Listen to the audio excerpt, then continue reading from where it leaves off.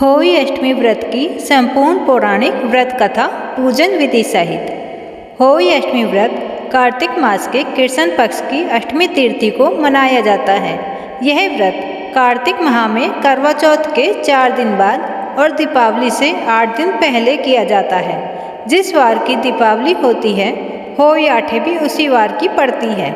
इस व्रत को वे स्त्रियां ही करती हैं जिनके संतान होती है। होई अष्टमी के दिन सुबह जल्दी उठकर स्नान करें। इसके पश्चात होई अष्टमी व्रत का संकल्प लिया जाता है। माँ पार्वती की आराधना करें। होई माता की पूजा के लिए गेरू से दीवार पर उनके चित्र के साथ ही स्याही और उसके 7 पुत्रों की तस्वीर बनाएं। माता जी के सामने चावल की कटोरी, मूली, सिंघाड़ा आदि रखकर होई अष्टमी की व्रत कथा सुने या सुनाएं। सुबह पूजा करते समय लोटे में पानी और उसके ऊपर करवा होना चाहिए। इसमें उपयोग किया जाने वाला करवा भी वही होना चाहिए जिसे करवा चौथ में इस्तेमाल किया गया हो। शाम में इन चित्रों की पूजा करें। लोटे के पानी से शाम को चावल के साथ तारों को अर्घ्य दें। होई अष्टमी में चांदी की होई बनाने का विधान है, जिसे स्याऊ शाही कहते हैं। स्याऊ की पूजा रोली, अक्षत, दूध और भात से करें। होई अष्टमी व्रत कथा। एक साहूकार था जिसके 7 बेटे और 7 बहुएं थीं। दिवाली से पहले कार्तिक अष्टमी को 7 बहुएं अपनी इकलौती नंद के साथ जंगल में जाकर खदान से मिट्टी खोद रही थी। वहाँ स्याहू की मात थी। मिट्टी खोदते समय नंद के हाथ से स्याहू का बच्चा मर गया, जिससे स्याहू माता बहुत नाराज हो गई और बोली, मैं तेरी कोख बांधूंगी। तब ननंद अपनी 7 भाभियों से बोली, तुम में से कोई अपनी कोख बनवा लो। सभी भाभियों ने अपनी कोख बनवाने से इनकार कर दिया, परंतु छोटी भाभी सोचने लगी कि अगर मैंने अपनी कोख नहीं बनवाई तो सासू जी नाराज होंगी। यह सोचकर नंद के बदले में छोटी भाभी ने अपनी कोख बनवा ली। अब इसके बाद उसका जो बच्चा होता वह 7 दिन का होकर मर जाता। एक दिन पंडित को बुलाकर पूछा, मेरी संतान 7वें दिन क्यों मर जाती है? तब पंडित ने कहा, तुम सुरही गाय की सेवा करो।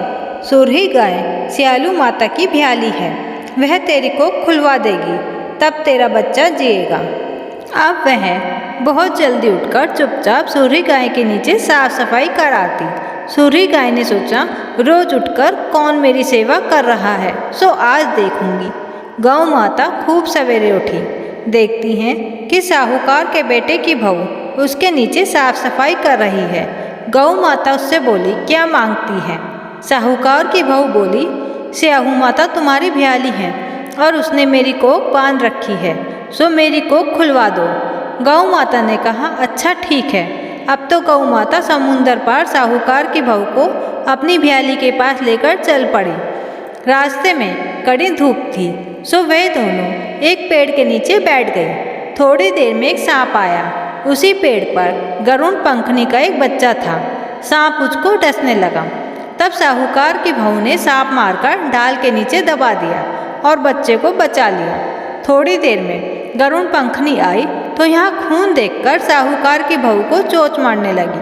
तब साहूकार की बहू बोली, मैंने तेरे बच्चे को नहीं मारा, बल्कि सांप तेरे बच्चे के करीब आया था। मैंने तो उससे तेरे बच्चे की रक्षा की है।